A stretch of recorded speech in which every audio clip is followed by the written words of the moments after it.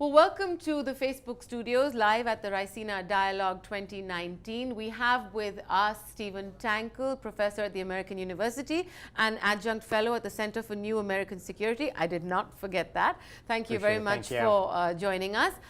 You've done extensive research on this main challenge that faces the world today, which is that of terrorism. So I want to ask you right off the bat, is there a response to terrorism that we as an international order have been able to come up with, or which way should we be headed? Maya, thank you very much for having me. I would say there's no question that we have not solved this problem, and I think it is ultimately an insoluble problem. We're never going to get rid of terrorism. Where I think the international community has had more success in some areas is in terms of the tactical areas of counterterrorism.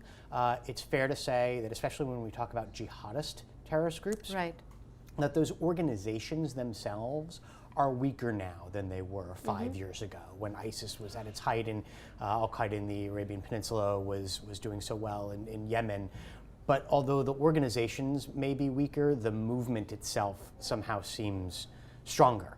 And that goes to the limits that are involved on the tactical and operational elements of counterterrorism, by which I mean more kinetic action, the mechanics of checking terrorist finance, of taking people off the battlefield, sharing intelligence, things like that, that professionals do well. What's been much more difficult to deal with are the underlying risk factors. And it's not that we don't necessarily know what they are. In many cases we do, but promoting good governance, improving rule of law, addressing socioeconomic inequalities, dealing with the politics involved with all of this, it's much more challenging. So just to pick up on that last point, dealing with this under a framework of international rule of law and individual nation states and their rule of law, the answers are not clear because, again, the definitions of terrorism are different. And as you said, while we may have tactically dealt with ISIS and reduced its territory and defeated them in terms of their capability, it's about a radicalization of the mind as well. And that is something that most countries are tackling today, which is they may not be out there performing acts of violence, but how do we deal with the radicalization that has taken place? So does that, in a sense, kind of segue with addressing root causes of terrorism? It does. I think the risk factors for terrorism, the risk factors for violent extremist acts that may not necessarily qualify as terrorism from an academic or a policy or legal definition, there are often similarities. These different factors are going to interact in different ways. But they're simply more difficult to address. They also require, I would argue, a greater degree of political will. There are plenty of countries that may be able to identify what some of the underlying risk factors are, but won't necessarily want to take the steps to address them because it is politically difficult to do so, and especially in some cases because it will bump up against elite interests, right? So if you have autocratic rulers, and one of the problems in a country is lack of rule of law, poor governance, preferences for certain tribes or sects, what have you, when it comes to economic opportunities, elites may not necessarily want to address those problems. It may be easier for them to completely securitize the issue. But I should also note that even in cases where there is agreement on the definition of terrorism and on what causes it, even where countries share threats, they may prioritize those threats differently, and that can get in the way of cooperation, even among countries that are coalescing, that define terrorism the same way, that agree that this group is a terrorist threat, but that group might be the top threat for one country and a second or a third tier threat for another. So it's interesting you mentioned that, because it brings me right to India, and in a sense, the fact that at the United Nations there's still no clear uniform definition of what is terrorism, but India's position that we have a neighbor that exports terror to India. Cross-border terrorism is India's single largest security threat.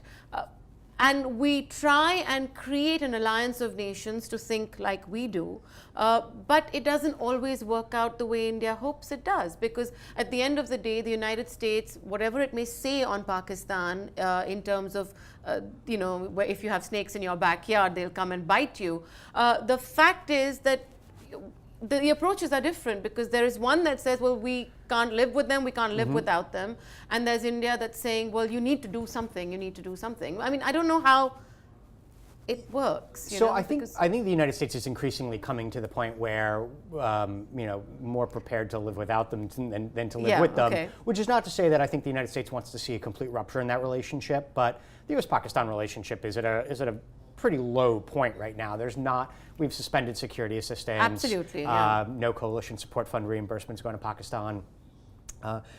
Cooperation is I think, relatively low these days.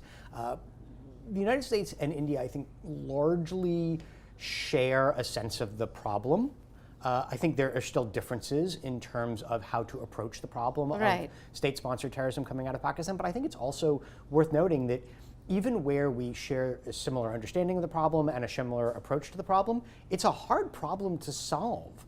India has been trying to get Pakistan to stop doing what it is doing for a long time. The United States has been trying to get Pakistan to stop supporting the Haqqani network with the Taliban, not with much success. Now, I will say, I think there is something to your point about the fact that we still have different priorities. And I know that when I was in government, before a senior official would come to Pakistan and I would see that they were going to address terrorism, and the first thing that they were going to talk about is ISIS, and then, Lashkar-e-Taiba was number 3 on the list, I would say, for the love of God, could you bump LET up a little bit? And that's not just because I wrote a book about them, it's because, that's a real threat. That's a real threat for India. It's a bigger threat for you than the Islamic State, and it will be for the foreseeable future, which doesn't mean that the Islamic State isn't a concern, but we need to do more to meet countries where they are. So given that, and given that the Islamic State was a higher priority than Lashkar-e-Taiba, your views, since we're running out of time as well, I know, on the recent announcement about pulling out of Syria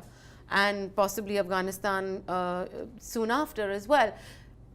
The problem isn't solved. It seems insoluble, as you started off by saying, and yet the American presence is leaving a region which is perhaps an even greater mess than it was a few years ago. So I would say several things. One, let me start with the fact that whether you agree or disagree with the fact that the United States should withdraw from Syria and from Afghanistan, the way in which this was handled was just horrific. There should have been there should have been a intelligence-led, process that existed within government where different sides were debated and adjudicated, and the president made an informed decision, and then everybody implemented this in a coordinated manner. And instead, Trump tweeted his tweets, and that was it. And now we are sort of trying to figure out what that means. So that is bad. But let me also say, the idea I think that the United States is leaving the region entirely is also not necessarily accurate.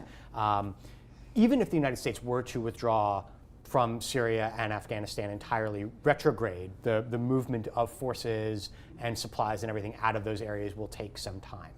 And even if the United States does pull out of Syria, the United States still has bases in various countries in the Middle East. The Fifth Fleet is still based there. It's not as though the United States is no longer present in the region. It's just that the United States doesn't have 2,000 people, 2,000 forces on the ground in Syria. Yeah. Well, Stephen Tankel, I think we're out of time. I'm being told that we need to wrap up. So thank you very much for speaking here. And I look forward to reading your book. And I hope we can actually all kind of work together and figure out what the greater threat really is. I think as societies, we're all looking at populism, extremism, terrorism, and all the isms that we have around us, and seeing them all coalesce into a larger threat. So thanks very much. Thank you for having me. I look forward to speaking to you again. Thanks a lot. Thank you.